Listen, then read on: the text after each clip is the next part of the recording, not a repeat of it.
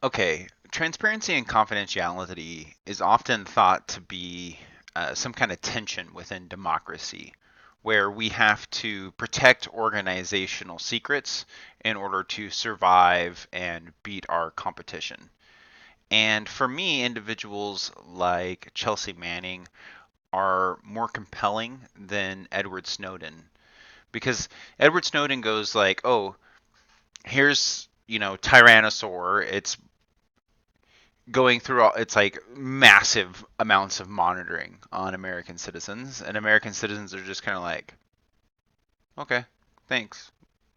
And Chelsea, though, kind of addresses and looks at some of the issues, the systemic issues which are in place, and draws some parallels between predictive policing and errors within also military um, systems that are similar to predictive policing.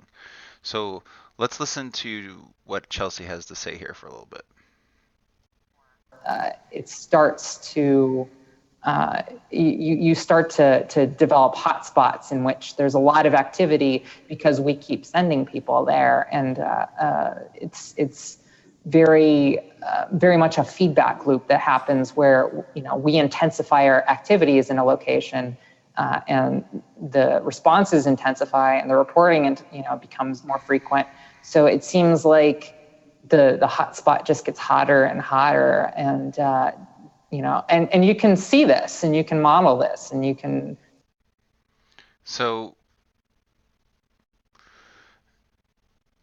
it what it what it touches on is the entire understanding um, that if we think that there's going to be a problem, then there is a problem. This concept of self-perpetuating or creating our own issue. When it comes to policing, there's some truth to this, and there's also not truth to this, because there's points where we have complete, loss of control of law enforcement, and there's no-go zones, or policing isn't done in the same manner in different neighborhoods.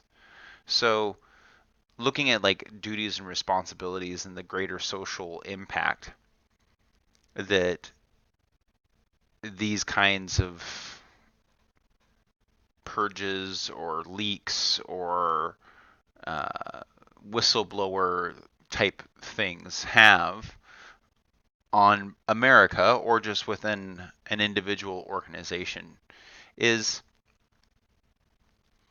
the damages that are caused, like the actual damages, the actual assets that are endangered or hurt because of actions like Snowden and Manning, are quite few and limited, because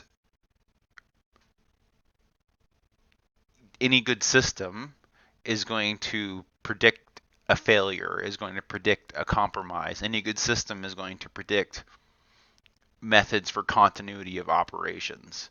And so if your system doesn't, then you need to develop one or start have one developed quickly. But oftentimes the lessons learned by being over transparent are like better than the lessons learned by being more confidential or being more reclusive or restrictive with information. The damages that happen if we're more restrictive with information have been higher in my experience if we're more restrictive than if we're more transparent. The the things that happen, uh, I think people can handle it. I think they can handle most of it. I believe that people are competent and maybe more with it than some in academia might believe or within the education systems might believe. But yeah, I think that individuals have the capability to handle the sensitive information, the the real truth information. And if they don't, and like society collapses or whatever it is, then uh,